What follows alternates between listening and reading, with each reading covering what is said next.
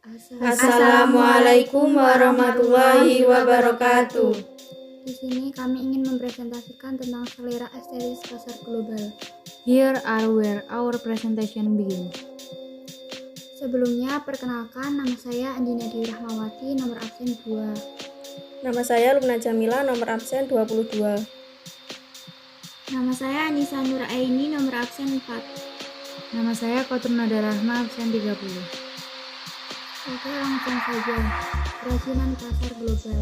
Wirausaha kerajinan untuk pasar global adalah usaha dalam menghasilkan suatu barang kerajinan diekspor ke luar negeri, sehingga negara bisa mendapatkan pemasukan devisa negara.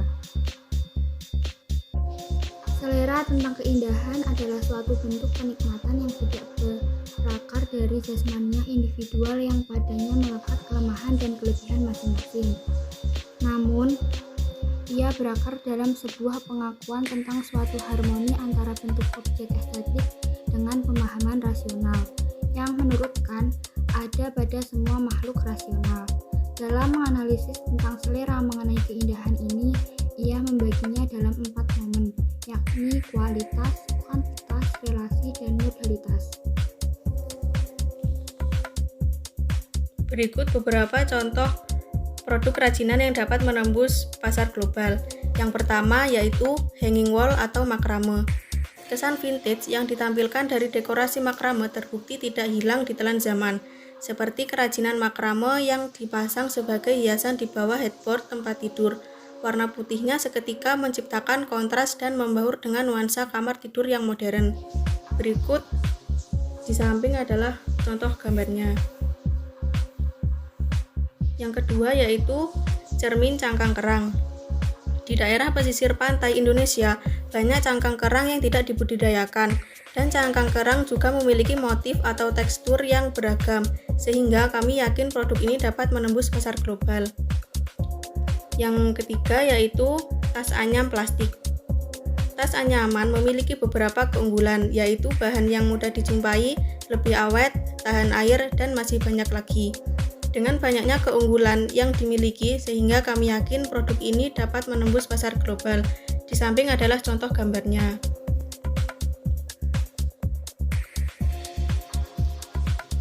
Yang keempat, tas perca batik. Kain perca merupakan modal kecil. Hanya bermodalkan kain perca batik yang mudah didapatkan saja bisa menghasilkan keuntungan yang cukup besar.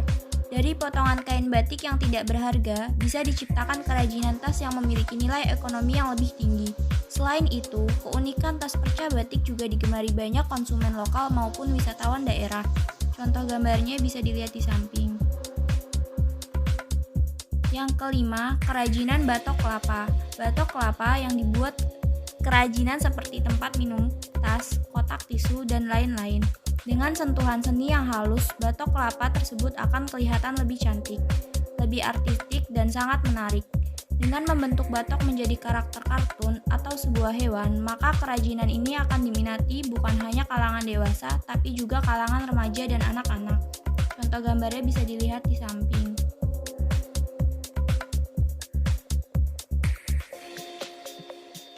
Yang keenam, tas rotan.